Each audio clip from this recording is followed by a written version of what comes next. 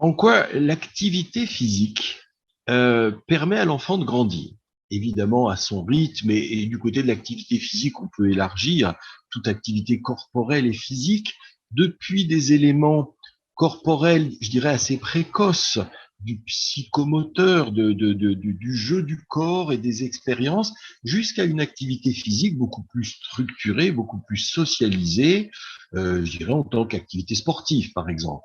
Et quand on décline toute cette trajectoire, l'activité physique, on pourrait dire l'activité, le fait d'agir, le fait d'expérimenter, de mettre son corps en mouvement pour expérimenter, prouver, pour réaliser, pour faire, est un élément qui est évidemment tout à fait fondateur et accompagnateur de tout le grandir, de toute la manière de se déployer, de se développer.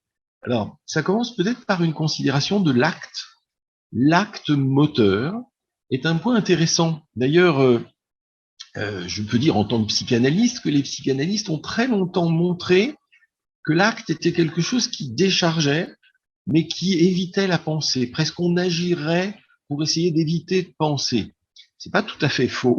Quand même quelque chose à retenir de ça. Et dans beaucoup d'endroits, il faut qu'on pense à cette dimension de l'acte pour surtout ne pas penser. Mais en vérité, il y a plein d'endroits où c'est pas tout à fait vrai. Il y a des endroits où l'acte est tout à fait fondateur de la pensée.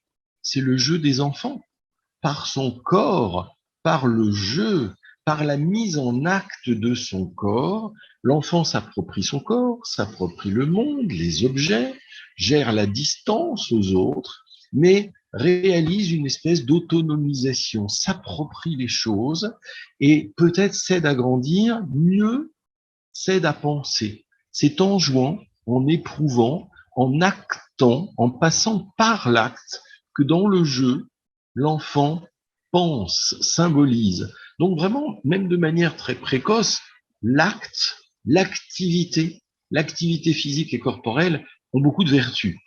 Et si on tend à l'autre bout de la trajectoire, l'activité physique, c'est aussi quand on a un âge de latence, qu'on a 6, 8, 9, 10 ans, quand on est en âge d'adolescence, c'est une activité physique pour l'autonomie, pour rencontrer les autres, mais aussi pour rentrer dans des espèces d'apprentissage de code. Par exemple, le sport est une activité physique formidable pour que les jeunes ensemble expérimentent leurs limites, leurs potentialités, leur capacité à apprendre et à performer, se nourrissent d'une espèce d'espace où on peut décharger des tensions par l'activité, des tensions, des énervements, etc.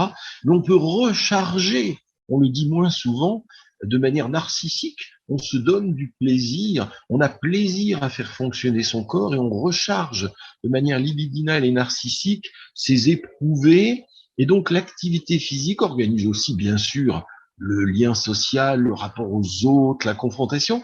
Donc l'activité physique, depuis l'acte sensorimoteur d'un petit juste à l'activité physique du sport, est un vecteur du grandir et même de la pensée.